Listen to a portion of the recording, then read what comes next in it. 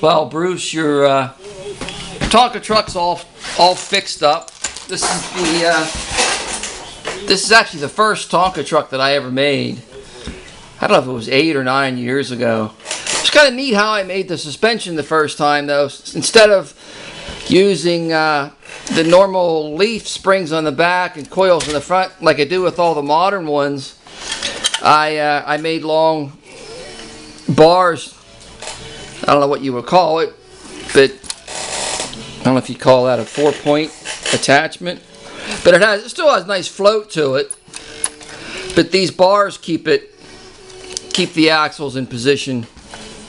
And I really haven't done one since then that way.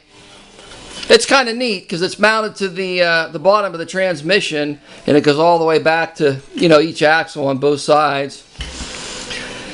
And the rest of it has definitely, the back end doesn't have a whole lot of articulation, because like I said, it's the first one I ever made. The front one's not too bad, and the lift mechanism for the bed's the same. It's just that the old ones, well, the first one I made, the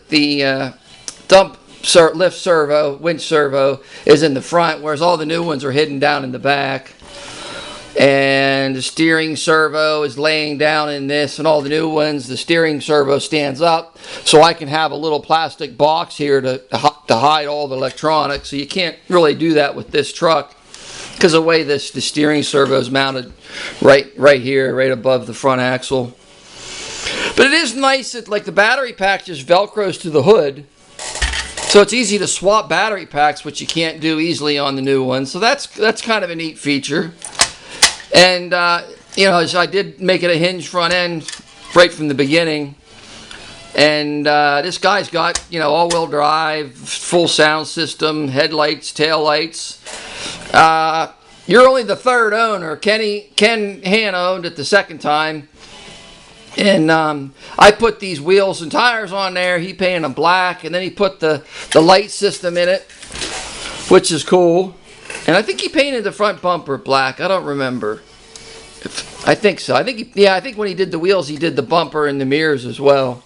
But it still has that original small haul decal that I made from just off of a printer way back when.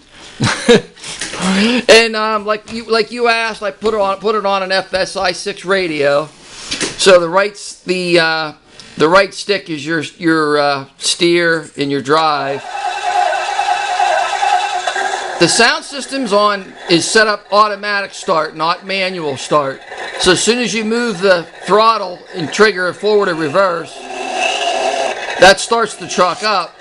Now, if you don't touch the throttle for, I think it's 20 seconds, it'll actually shut the sound system down. Now, your left stick, left to right, raises and lowers the bed, and has the same locking tailgate as I used before. And that's about it. That's the only other features is the steering, the lift. Oh, and the horn. I'll label this too. I forgot to put a label on. Your horn's right here. Or it's here.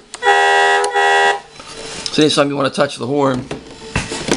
And at the tailgate, it is gravity closed, so you have to be on a level surface or aiming down so that the tailgate closes in time for the latch to come up. But you can see how the latch comes up really nice and high, actually.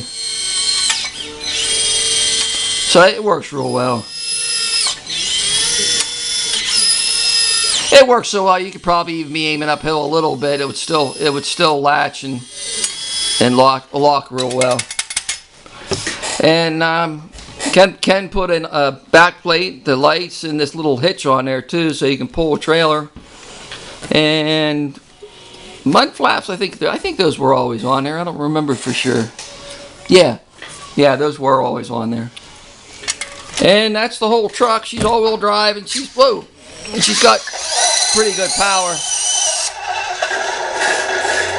Which reminds me, I'll put a high and low range on this switch too, so that it's easier to drive it slow when you want to go easy with it.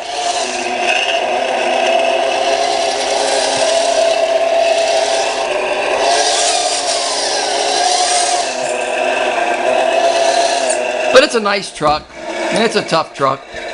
It's nice. You can just lay it over, lay it on its rear view mirrors. Everything's metal. You don't have to worry about hurting it. So that covers everything on the truck and the radio. I will see you at the show on Saturday, Bruce.